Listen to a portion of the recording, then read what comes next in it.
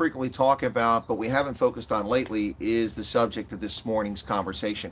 Now, let me just say that this is a topic that came about that I'm talking about today because there's an op-ed piece that appears in News 24 from Amanda Jos, who is with Stellenbosch University.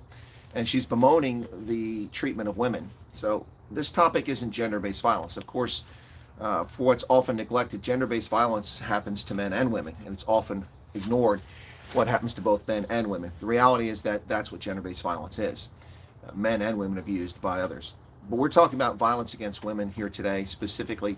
While the ANC gnashes its teeth about the unfortunate things happening in Gaza and the horrors unfolding there, it's largely silent and has done very little to protect South African women. South African women are demonstrably at risk in South Africa each and every day, in broad daylight, in the dark hours, in the early morning hours, evening. South African women, their lives, their bodies, their spirits are at risk each and every day.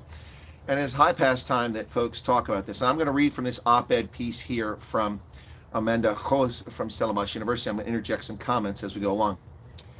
Now, I believe this was prompted because of the recent murder of Kirsten Klutz, who sadly we've just found out was confirmed in the press, which many of us unfortunately suspected. She was in fact raped and then strangled to death while out on a run as part of a sporting event in broad daylight in Johannesburg. Unbelievable. This is what happens to women in South Africa. And it's not an unusual occurrence. It's an everyday occurrence. And that's what's so sickening about it. Now, I'm going to depart from Ms. Jos and her assessment because she is involved in gender studies, something I think is a ridiculous academic field because it focuses exclusively on women. And gender studies should focus on all genders, both genders. But anyway, I'm also going to depart from her because she's searching, looking for feminists around the world to help explain the phenomenon of violence against women, because it's not simply South Africa phenomenon. It happens worldwide, but it's especially acute in South Africa, in much of Africa, in India, and in Latin America, where machismo plays a role, no doubt, in the abuse of women. But I'm going to depart from that. I've said this many, many times, because this story never goes anywhere, because advocates who talk about violence against women ignore the problem. They blame it on men.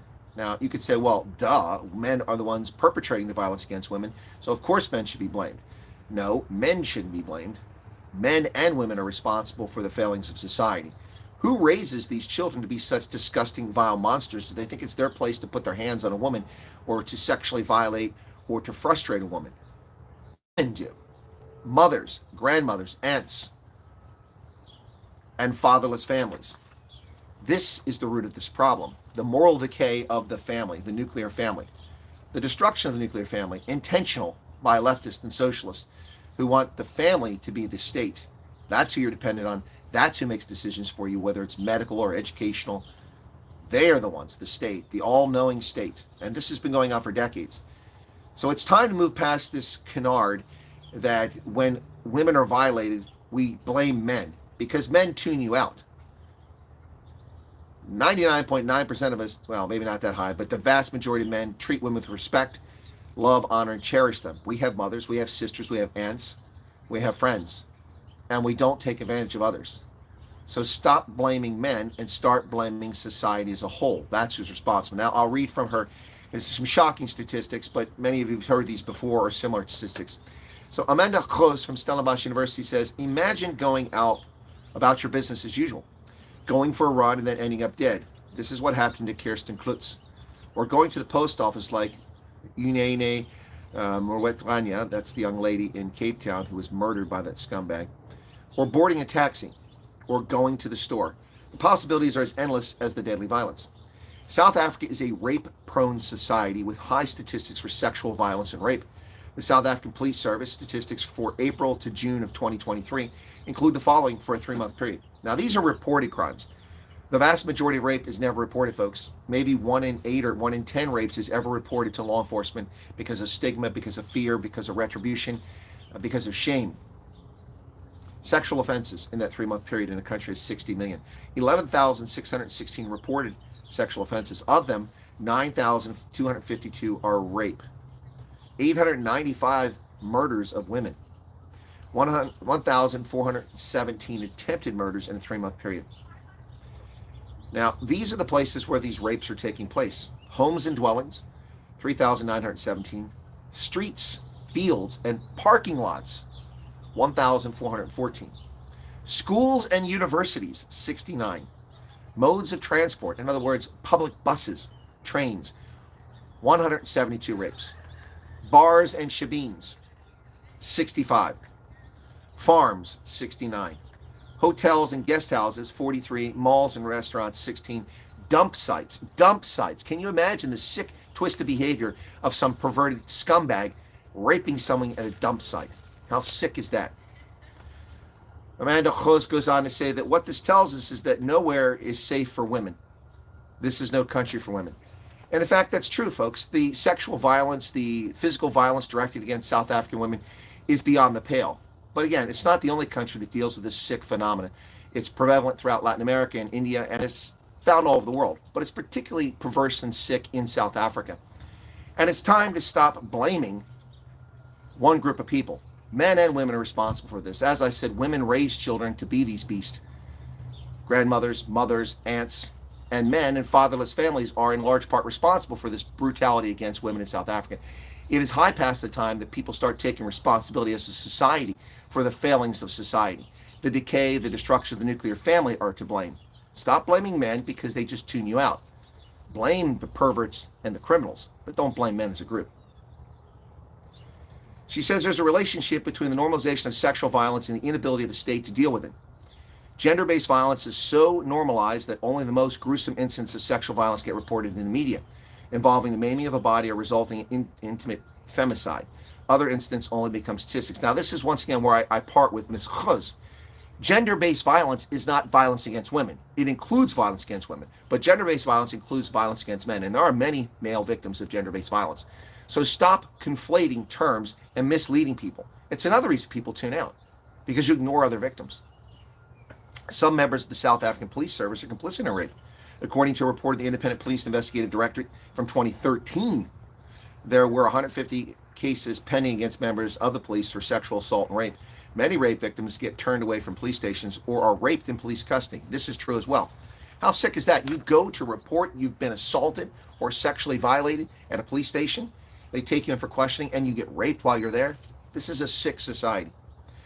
Now, there was a legal precedent that was set in the Alex Carmichael case back in 1995 that puts an obligation on the state to do more to protect women from violence. This case revolutionized the common law and updated the duties the government owes to its citizens. Alex Carmichael was brutally raped and nearly killed by an awaiting trial rapist who raped and attempted to murder a woman. He was released on his own recognizance after raping and attempting to kill, and didn't kill a woman, sorry. Yeah, he was attempting to kill. Yeah, attempted to murder a woman. And he was released on his own recognizance. How sick a judicial system is that? Even though he's considered dangerous by the court, they let him out on the street. Then Carmichael sued the state for damages. The Supreme Court and the Court of Appeal ruled that there was no vulnerable in society. Indeed, they do. The ruling meant that the South African state was derelict in its duty to protect women from sexual violence. And it still is to this day. To end the violence, Ms. Choz says we need to understand men's attitudes towards women's bodies, but we also need to situate this violence in a global context of necropolitics, for which solutions will need to be found in a nation-state global level.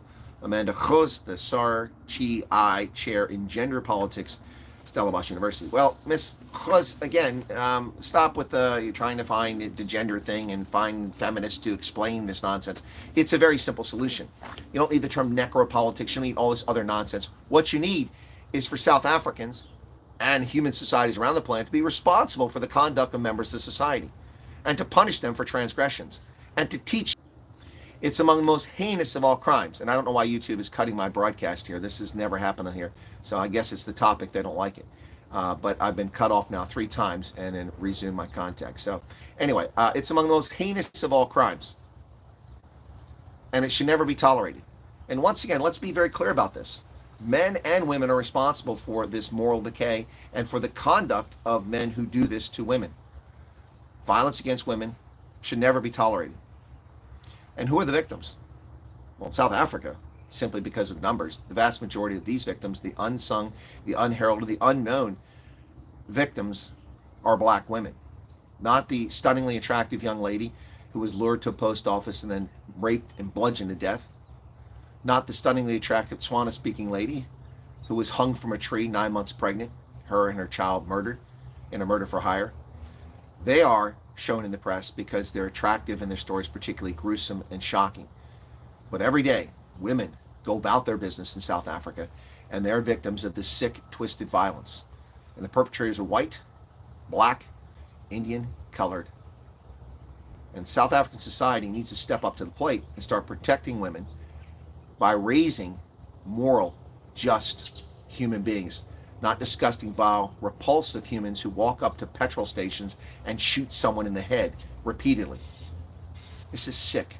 It needs to change. It's time for leaders, people of substance, to lead South Africa. Whether they're white, they're black, they're brown, doesn't matter.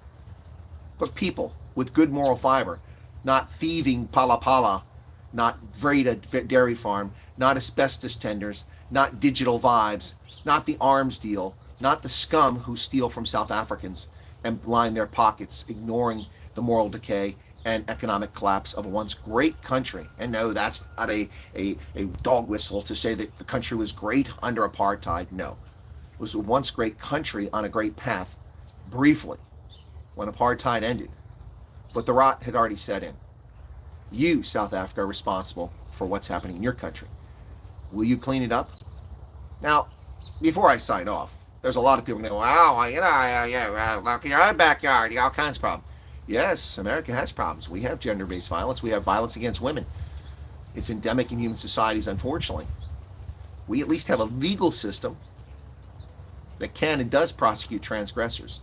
And we have vast social support system. In fact, last night I went to a meeting in which I met a Christian ministry that's not a church, that's simply a social organization that raises resources, helps unfortunate children.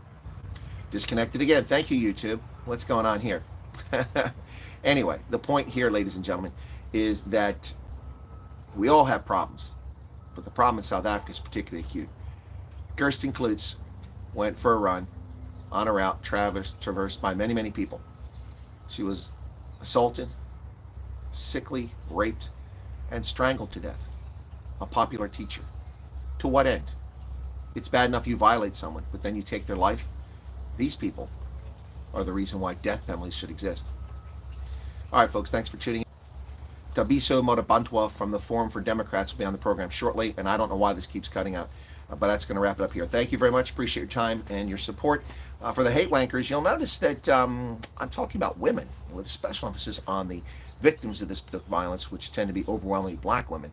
So once again, you got the story wrong. Take your bogus nonsense and lies about me and shove them. Cheers.